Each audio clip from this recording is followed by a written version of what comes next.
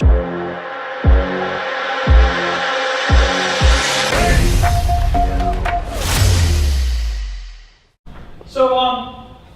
while we get this put up here, have any of you ever felt like you were supposed to be doing something and you've been avoiding it? Maybe it's just, hey, I gotta clean the dishes, or maybe there's a bigger thing in life that you know that this is where I'm being pulled. I'm supposed to be over here, but I'm over here, right? And I keep butting heads. No matter what I do over here, things aren't working for me. I had such an experience. I was a high school band director for 13 years, and after that, I was an elementary school band director for 15 more years. I had saxophones playing at me in this room that was about a tenth of the size of this room. I've lost some of my hearing, and the whole time, I kept telling myself, I'm supposed to be on stage, I'm supposed to be a speaker. When I was in my late 20s, in the 90s, I saw a gentleman named Les Brown on TV. Have any of you ever seen or heard Les Brown? He's an amazing speaker. I saw him, I found out later on it was his big break when I met him. He was on PBS, and I was flipping through the channels, just like anyone would do on a Sunday afternoon looking for NFL football. And I saw this guy speaking. When I saw him speaking, I couldn't look away. I could not turn my head away. For 90 minutes, I focused on what he was doing, and what he was saying, and what he was talking about. Now, I had never heard a motivational speaker speak before. In fact, I'm embarrassed to say now that I'd never even heard of a motivational speaker until that time. I didn't even know that they existed. But I couldn't turn my head away, and all I thought was, that's supposed to be me. That's what I'm supposed to be doing. I had this revelation in my head. That's me. Not the band director guy, the guy that was on stage inspiring people. That's supposed to be me. But I did what everybody, and probably most of you did at some point or another, maybe you're even doing it right now, is I avoided it. I did some of the things that I felt I could do. For example, I started reading books, and I started to speak to my students in a more motivational and inspirational way. I thought instead of being a music teacher, I could consider myself as being their success coach, and I could use music as the vehicle to help them to be successful. So that's what I did for the next 20 some odd years. Until one day I was having lunch in the office of the gentleman he was right next to my classroom. His office was next to my classroom. His name is Linton. And I went in there. Now, mind you, I had never told anybody that I wanted to be a speaker. Not a soul. Not my best friend, not a girlfriend, not my mom, not my sisters, no family members, no one. I had never shared it with anyone. And I walked in his office and he said, out of the blue, Bearj, you should be a motivational speaker. And that hit me right in the face. The hairs on my arms stood up. The hairs on the back of my neck stood up. I couldn't believe it. I said, Linton, why are you saying that to me? He said, because I can hear it in your voice. You see, what Linton didn't know and no one knew was when I was teaching, I was in a room bigger than this with 1,000 people in front of me, with a mic up here and the screen over here and a screen over there, and an announcer announcing me up on stage with the music and the lights, and so many people in the audience you couldn't even see their faces. That's what I saw every time I was in front of my class. Whether it was 5 kids, 50 kids, or 130 kids, it made no difference. That's where I was up here. But no one knew that, but Linton figured it out because he could hear it in my voice. So he gave me the opportunity to go speak at Strayer University, where he taught night school. And I took the opportunity, but when I went there, I had no idea what to do to prepare for a talk. I had zero clue. I was nervous for 2 weeks. I wrote things down. I tore up the paper. I threw it away.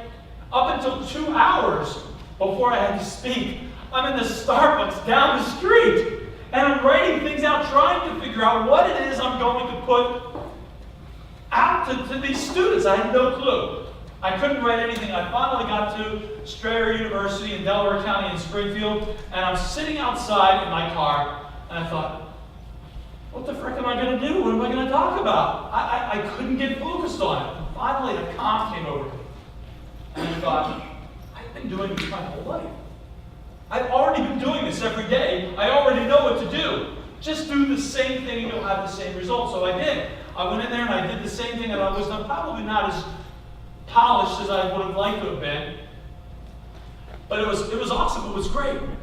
And from that point on, I started to pursue being a speaker until about 4.5 years ago, I left my comfortable job getting a salary as a teacher and decided to, I like to tell people, I jumped off the top of a skyscraper and decided to build my parachute on the way down. Does anyone know what that feels like?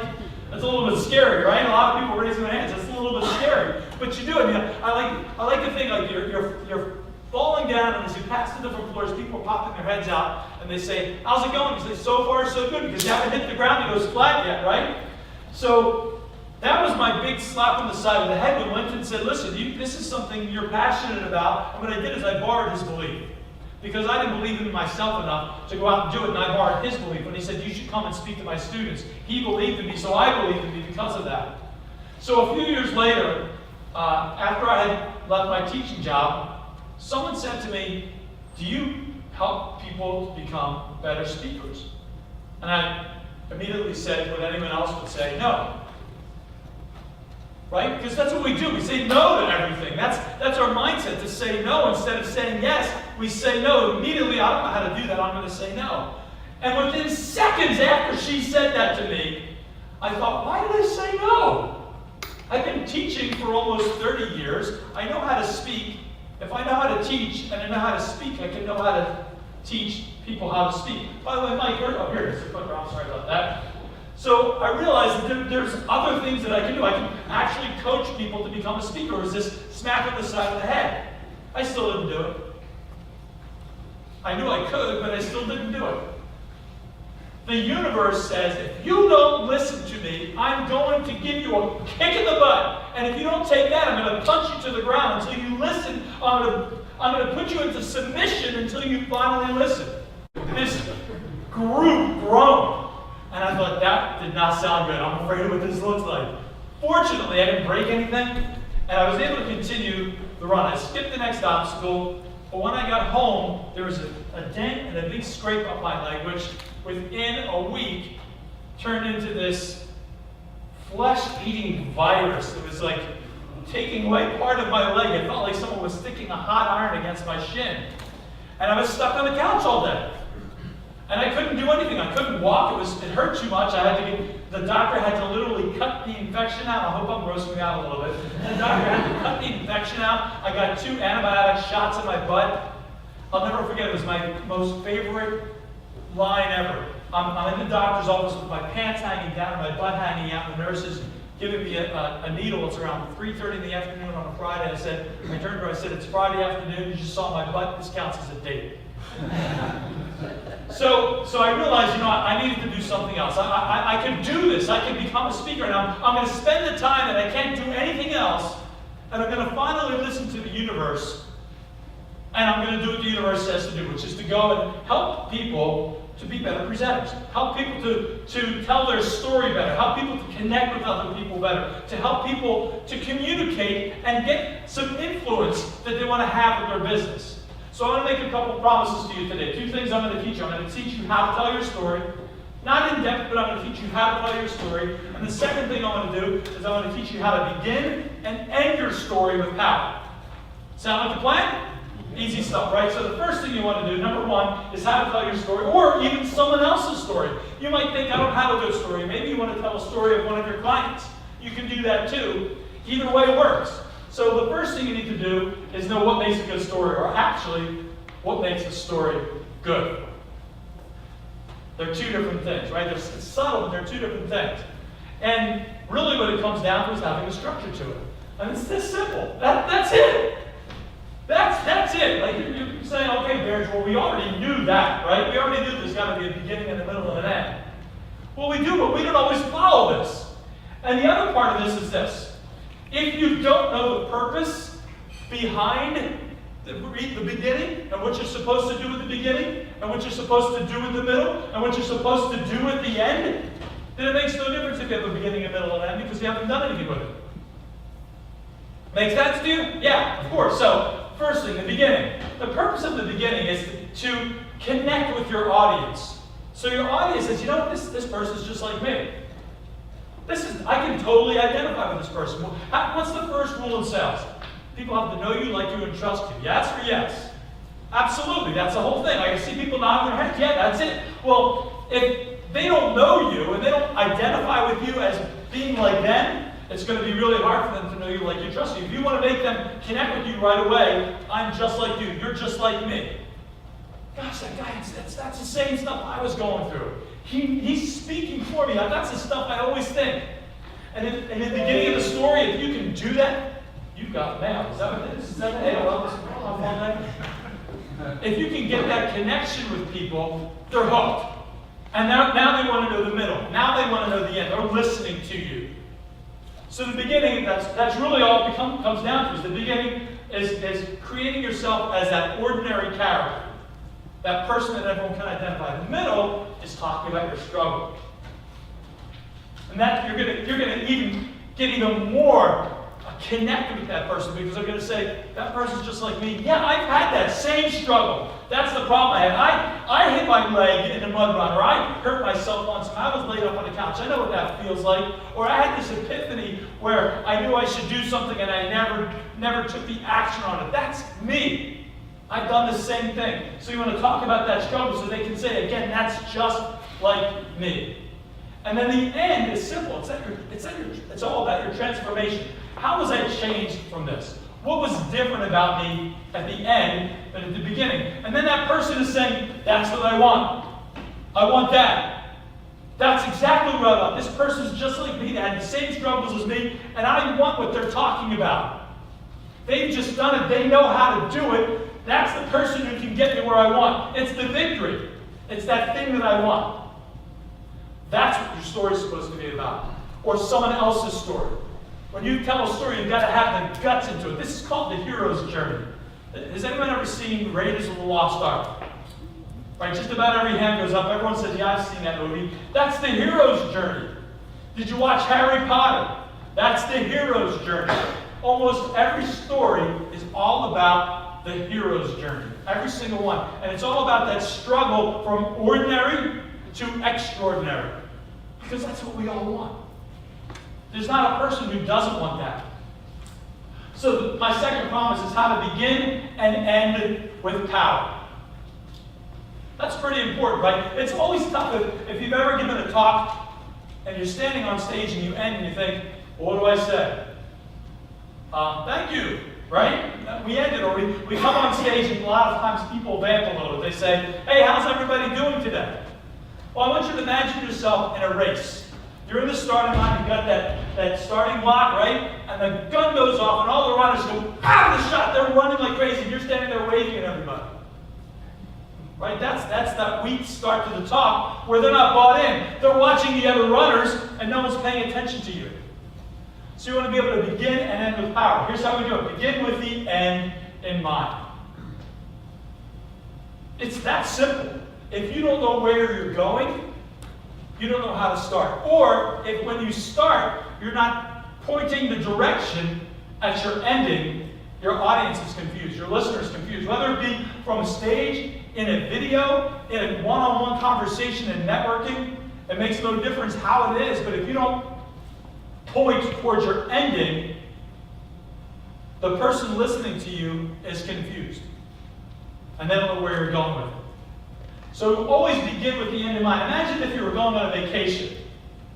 And when you went to go on a vacation, you packed all your clothes, you put in your bikini underwear, and you put in your bathing suit, and you put on your tank top, and you got your umbrella, and you got your whatever those things, the flippers, I guess, if you're going to go swimming, and the snorkel, and you did all that stuff. You got the car, and you drove, and you ended up in Colorado in the middle of winter.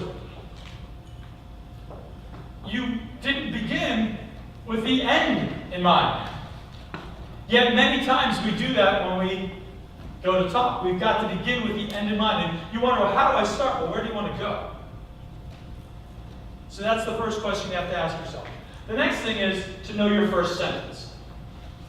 If you know your first sentence, in fact, let me ask you, by a show of hands, how many of you, if you had to stand on stage right now and speak, would be nervous?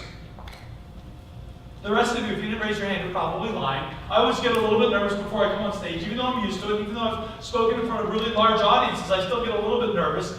And some of it's energy, some of it's nerves. But most of it is alleviated because I know exactly what I'm going to do when I come up here.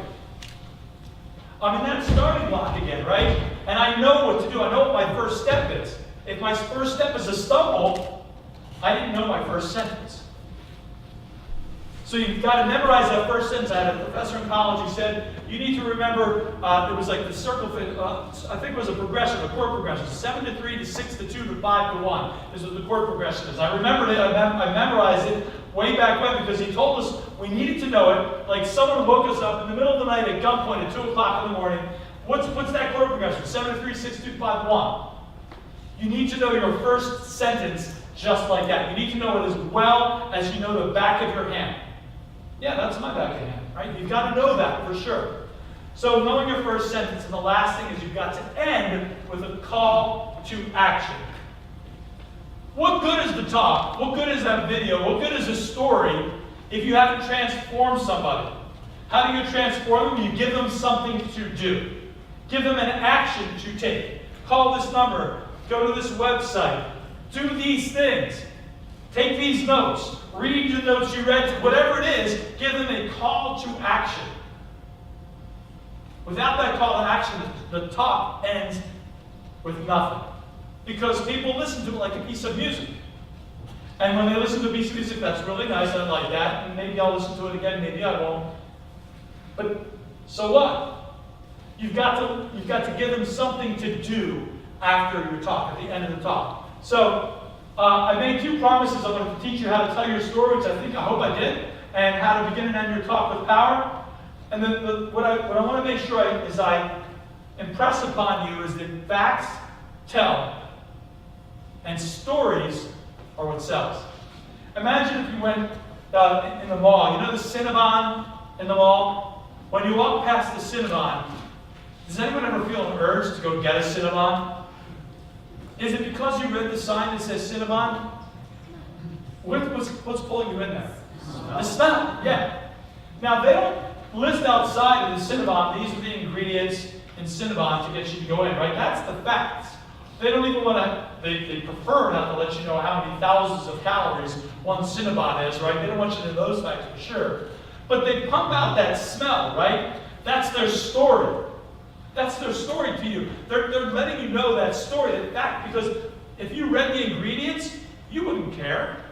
That would mean nothing to you. Flour, okay? Sugar, okay? But it's that Cinnabon smell that pulls you in. Any bakery, any place like that. My sister is a pastry chef. And I always tell her, you have such an easier job than I do when you have an online presence, because she shows pictures of food, and it's like, everyone loves it. My stuff doesn't get liked because of that, because people are attracted to that food. Is there anyone who does not like food? Is there anyone who's thinking, shut up because it's almost time for lunch? Right? That's what we're thinking. We want to eat. We like that stuff. So find that thing that's sexy, that thing, that story that tells. And that's how you get people to listen. So you all have a story to tell, every single one of you. You all have a story. You might think you don't, but you do. I've had client after client after client tell me, I don't really have a story. And after about 4 or 5 questions, they've got a story. It's really obvious. So can I help you discover it? If you'd like to learn how you can develop your story, to get on the stage and command the stage, or command the video, or have a video, you know, in today's world, authenticity is key. It's one of the most important things you can have. So if you've got a video with other people telling your story, it's not going to be anywhere near as powerful as you telling your story. The story of you, the story of your company, the story of your business, the struggles, and everything you've gone through. People buy that. People love that. That's what today is all about. It's about authenticity. So if I can help you, this is my friend Carl Wu. Carl worked for Uber in San Francisco, and he wanted to get some help, and he sent me this video. He said, I want to show you this video of me speaking, because I don't know where I'm going wrong with this. So he sends me this video, and he's standing on stage, and he's talking about Uber. Now, I want you to think for a second, what could you say about Uber that's interesting? Well, we have these cars, and we pick people up. It's cheaper than a taxi. I mean, that's not what his talk was, but he was talking about the facts and this program that they were working on building. And he was talking about these facts, and after about 30 seconds, I said, you can stop the video, Carl, I get it. And I asked him, so were people nodding and bobbing their heads and falling asleep while you were talking? He said, yeah. I said, that's because all you were doing was giving them facts. You can put the facts up on the screen, but you need to tell a story. And I taught him how to tell a story with Uber. And when we did that story, he videoed himself again, and he sent the video to me. And I said, Carl, do you see this part where they laughed? And I told you they laughed. He said, yeah. I said, that's because you were telling a story. You see this part where people smiling and clapping? I said, did that happen before? He said, no, that never happened before. So stories are what does this. This is my friend Deborah. Deborah Rubin is a life coach, and she had to do a mastermind. She had actually was an event for people who were potentially going to join her $25,000 a year mastermind. And she had no idea how to talk about what she could do for them and how she could transform them. And we worked together, and I gave her a big hand with that. This is my buddy Phil. I had to speak in front of several thousand people. And he was pretty nervous about it. He has an incredible story of going from addiction to life, and actually being able to have a life again and being a successful entrepreneur. And he was scared to death, but we got him going with it, which is pretty cool. So I've had a bunch of different clients from all kinds of different companies, and I just have a blast helping people. I don't take on a lot of coaching clients because that's not the number one thing I do. I love doing it, but I only take on a few. About 3 or 4 at a time is all I ever do. But this is what I do with my coaching services. I'm not going to talk about all these points because you can read them, but I help with every aspect of your talk. And then when you're done, your talk, you've got this thing you can basically do anywhere. You can take that, transfer it to a video. You can do it to promote your business. You can do it when you're meeting people and simply doing a one-on-one 30-second, 1-minute elevator pitch. It literally can drill down that easily. And these are some of the things that you'll get from it. Do you know what extemporaneous speaking is? Some people don't know what the word extemporaneous is.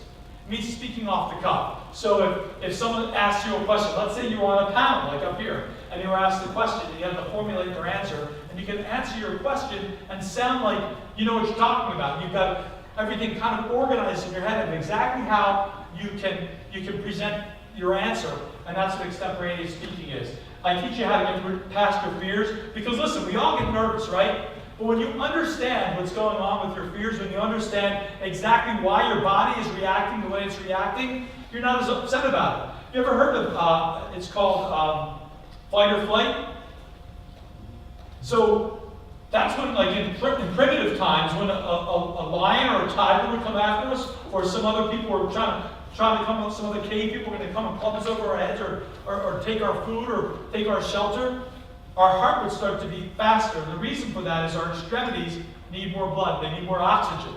So it's an automatic system in our body that's meant to help us to overcome and to perform at a certain level. Well, before you get on stage or before you go in front of the camera, your body says, I've got to think faster, I've got to know what's going on, and I need more blood, I need more energy, I need more oxygen.